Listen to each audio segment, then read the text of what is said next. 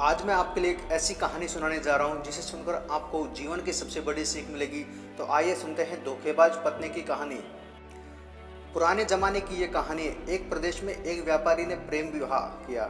हालांकि तब प्रेम विवाह करना कोई छोटी या आम बात नहीं थी, लेकिन फिर भी व्यापारी और उसकी प्रेमिका, जो अब उसकी धर्मपत्नी बन चुकी थी, उस उनका सच्चा प्रेम देखकर लोगों ने उन्हें स्वीकार कर लिया और लोग उनके प्यार को विशाल देने लगे थे। वे दोनों भी अब अपने प्यार से भरे नए संसार में काफ़ी खुश थे। लोग ये देखकर हैरान रह जाते। उन दोनों में कभी किसी वस्तु या विषय को लेकर कभी झगड़े नहीं होते थे। व्यापारी और उसकी पत्नी ने अपने प्यार की रोशनी सदा रोशन रहे, इसलिए एक नियम बनाया था। उन दिनों लोग रात को छतों पर मशाल जलाया करते थे ताकि घर आंगन में उजाला रहे और सोने के समय उन्हें बुझा देते। प्रेमी जोड़े ने तय किया था कि वे जब तक साथ रहेंगे तब तक उनके घर की मशाल जलती रहेगी। अब रात होते ही पूरे प्रदेश में अंधेरा हो जाता, लेकिन एकमात्र इस व्यापारी का घर रोशनी से जगमगाता। इस प्रदेश का राजा एक बड़े से महल में रहता था। हर रात को सोने से पहले वो अपनी रानी के साथ महल के छत पर जाकर आसमान के नज़ारे देखता था। एक बार जब राजा अपनी रानी के साथ छत पर चांद सितारे देख रहा था, तब दोनों की नज़र व्यापारी के जगमगाते घर पर पड़ी। राजा और रानी दोनों ही उसके बारे में चर्चा करने लगे। राजा ने कहा, इस प्रेमी जोड़े इसमें पति समझदार है, इसलिए उनका साथ अच्छे से चल रहा है। राजा रानी ने सहमत नहीं थी। रानी का कहना था, जरूर पत्नी ही ज़्यादा समझदार होगी और वह पति के और उसके घर वालों की गलतियों को नज़रअंदाज कर देती होगी। इसके बिना उनके परिवार का इतने अच्छे से चलना संभव नहीं है। राजा रानी की चर्चा बहस में और फिर बाद में झगड़े में बदल गई। अंत में राजा ने कहा, हम क्यों झगड़ा करें, एक काम करते हैं, उनकी परीक्षा लेते हैं और देखते हैं कौन ज़्यादा समझदार है। रानी को भी यह सुझाव पसंद आया। राजा ने उनकी परीक्षा लेने के लिए एक योजना रानी को बताई। अगले दिन योजना के मुताबिक रानी ने व्यापारी के घर एक स्त्री को भेजा। वह स्त्री व्यापारी के पास गई और उससे बोली, मैं तुम्हारे लिए रानी का एक संदेश लेकर आई हूँ। वो स्त्री संकोच करते हुए व्यापारी से बोली, रानी को तुम बहुत पसंद आ गए हो। अगर तुम अपनी पत्नी को छोड़ दो या उसकी हत्या कर दो, रानी तुमसे शादी करने के लिए तैयार है। महिला की बात सुनकर व्यापारी को गुस्सा आ गया, लेकिन उसने अपने गुस्से पर काबू रखते हुए उस महिला से कहा, ऐसी 1000 रानियां भी आ जाएगी तब भी मैं अपनी पत्नी को धोखा नहीं देने वाला। तुम मेरी तरफ से रानी से माफ़ी मांग लेना और कहना ऐसा प्रस्ताव दोबारा ना भेजे। उस स्त्री ने व्यापारी ने जो कहा था वह बात राजा और रानी को जाकर बता दी। व्यापारी का ऐसा जवाब सुनकर राजा खुश हो गया, क्योंकि राजा जैसा सोचता व्यापारी उतना ही समझदार निकला। अब व्यापारी की पत्नी की परीक्षा की बारी थी। राजा ने एक आदमी को उसके पास भेजा। आदमी ने व्यापारी की पत्नी से कहा, राजा को तुम पसंद आ गई। राजा ने कहा, अगर तुम अपनी पति को मार देती हो तो वो तुम्हें रानी बना लेंगे। आदमी की बातें सुनकर पहले तो व्यापारी की पत्नी कुछ भी नहीं बोली। जब आदमी वहाँ से जाने लगा तब पीछे से व्यापारी की पत्नी ने कहा, आज रात को जब मशाल बुझ जाएगी तो समझ लेना कि मैंने अपनी पति की हत्या कर दी।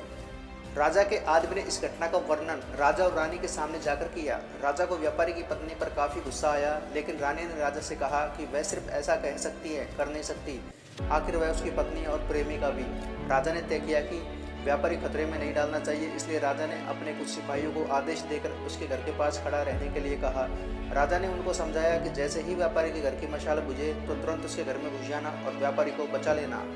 रात होते ही राजा और रानी अपने महल की छत पर आकर व्यापारी के घर की तरफ देखने लगे। आधी रात हो गई लेकिन कुछ भी नहीं हुआ। राजा रानी से कहने लगी, देख मैं कहती थी ना कि वो सिर्फ कह सकती है, ऐसा कर नहीं सकती। रानी ने यह शब्द कहे ही थे राजा ने देखा कि व्यापारी घर की मशाल बुझ चुकी। राजा को व्यापारी की चिंता होने लगी।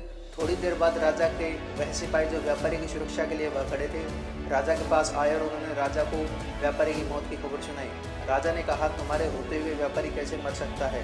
सिपाहियों ने कहा, उसकी पत्नी ने दिन में ही जहर दे दिया था और रात को पति के मरने के बाद उसके घर की मशाल बुझाई, इसलिए हम कुछ भी नहीं कर पाए। राजा को इस घटना ने सिर्फ व्यापारी की पत्नी से बल्कि औरत जात से भी नफरत हो गई। व्यापारी की पत्नी की बेवफाई के विचार उसे पूरी रात आते रहे। राजा उस रात एक भी मिनट नहीं सो पाया। राजा को इस बात का काफ़ी पश्चाताप हुआ कि उसकी वजह से व्यापारी को अपनी जान गंवानी पड़ी। सवेरे राजा ने अपने एक मंत्री को बुलाया और उसे आदेश दिया कि मैं शिकार करने जा रहा हूँ, जब तक मैं लौटूंगा इस प्रदेश की सभी महिलाओं को गला काट कर मार देना। राजा का ऐसा आदेश सुनकर मंत्री ने राजा को काफ़ी समझाने की कोशिश की, लेकिन राजा उसकी एक भी बात सुनने के लिए तैयार नहीं था और राजा ने उसे धमकी दी कि अगर तुमने यह काम पूरा नहीं किया तो सबसे पहले मैं तुम्हें ही मौत की सज़ा दे दूंगा। राजा के शिकार पर जाने के बाद मंत्री काफ़ी चिंता में डूब गया। जब मंत्री को कुछ भी समझ नहीं आ रहा था तो मंत्री सीधे अपने पिता के घर गया, जो पहले राजा के पिता के यहाँ मंत्री रह चुका था और काफ़ी समझदार था। मंत्री ने अपने पिता की सारी बात बताई। बेटे की बात सुनने के बाद उसके पिता ने उसे कहा कि सबसे पहले तुम कहीं पर छुप जाओ, क्योंकि राजा जब लौटेगा और देखेगा तुमने उसका हुक्म नहीं माना तो वह तुम्हें सजा देगा। मैं देखता हूँ किसी तरह राजा को समझाता हूँ। रात को जब राजा लौटा तो उसने देखा उसके प्रदेश में सभी महिलाएं पहले की तरह ही अपना काम कर रही हैं, घूम रही हैं, और उसे मंत्री पर बहुत गुस्सा आया। हर जगह तलाश करने के बाद जब मंत्री नहीं मिला तो राजा सीधे मंत्री के पिता के घर पर पहुंचा था। राजा ने मंत्री के पिता से मंत्री के बारे में पूछा। मंत्री के पिता ने राजा को शांत करने के लिए पानी दिया, बैठने के लिए कहा और बाद में राजा से पूछा, आप सभी महिलाओं को क्यों मारना चाहते हैं? राजा ने व्यापारी वाली पूरी कहानी मंत्री के पिता को बताई। मंत्री के पिता ने राजा से कहा कि आपने जो फैसला किया है मैं उसे सही या गलत नहीं बता रहा हूँ, लेकिन मैं जो एक छोटी सी कहानी में जब मंत्री था तब मेरे साथ घटित हुई, मैं भी आपको बता सुनाता हूँ। उससे सुनने के बाद आपका जो फैसला करेंगे वह हम सब मान लेंगे। मंत्री के पिता ने कहा, एक दिन मैं जंगल से गुजर रहा था। अचानक एक नकाबपोश घोड़े पर सवार होकर आया और मुझे बंदी बनाकर घसीटते हुए कब्रिस्तान लेकर गया। वह मुझे कब्र के पास लेकर आया। वहाँ पर पहले से ही कब्र खुदी हुई थी और एक सर कटा आदमी उस कब्र में था। उस नकाबपोश ने मुझे उस कब्र में मिट्टी डालने के लिए कहा। जब मैंने कब्र को पूरी तरह मिट्टी से ढक दिया तब उसने मुझसे बाजू में एक और कब्र खोदने के लिए कहा। मुझे लगा यह दूसरी कब्र मेरे लिए खोदी जा रही है। कब्र पूरी तरह तैयार होने के बाद उस नकाबपोश ने अपने चेहरे से नकाब हटाया तो मैं देखकर चौंक गया, क्योंकि वह एक बहुत ही सुंदर महिला थी। उसने मुझसे कहा, तुम डरो मत, यह कब्र तुम्हारे लिए नहीं बल्कि यह कब्र मेरे खुद के लिए है। अभी अभी जो तुमने इस सरकटे आदमी को दफन किया है वह एक राजकुमार है जिसने मुझे पाने के लिए मेरे पति की हत्या कर दी और मैंने बदला लेने के लिए उसे मार दिया। मैं अपने पति से बहुत ज़्यादा प्यार करती हूँ, इसलिए मैं इस जन्म में जिंदा नहीं रहना चाहती और उसे कब्र के बाजू में मरकर दफन होना चाहती हूँ ताकि अगले जन्म में फिर से उनसे मिल सकूँ। इतना कहकर उस महिला ने अपनी गर्दन पर चाकू रखकर गर्दन काट ली और उस कब्र में गिर पड़ी। मेरे पास कोई दूसरा उपाय नहीं था, क्योंकि मुझे पता चला चुका था वह मुझे सिर्फ अपने आप को कब्र में दफन करने के लिए वहाँ पर लेकर आई थी। तो मैंने उसे दफन किया और अपने घर वापस लौट आया। महाराज, आपने जिस घटना को देखा है उसमें एक महिला ने धोखेबाजी की है, लेकिन मैंने जो कहानी सुनाई है, मैंने जिस घटना का अनुभव किया है उसमें एक महिलाएं अपने पति के प्यार में अपनी जान दे दी। अब आप ही बताइए महाराज, अगर एक महिला बेवफा निकली तो क्या सभी महिलाएं बेवफा होंगी? एक महिला के किए की सज़ा सभी महिलाओं को देने का उचित होगा? राजा को बूढ़े मंत्री की बात अच्छी तरह से समझ में आ गई और उसने सभी महिलाओं को मारने का ख्याल अपने मन से निकाल दिया। और भिन्न भिन्न तरह के लोग हैं, भिन्न भिन्न तरह के उनके विचार हैं और अलग अलग सबके व्यवहार हैं। हम एक आदमी का व्यवहार देखकर बाकी सबके लिए कोई फैसला नहीं कर सकते।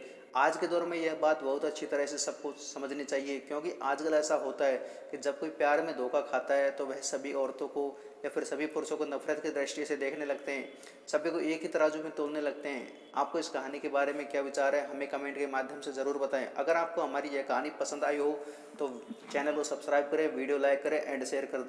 मिलते हैं नेक्स्ट वीडियो में, तब तक के लिए नमस्कार।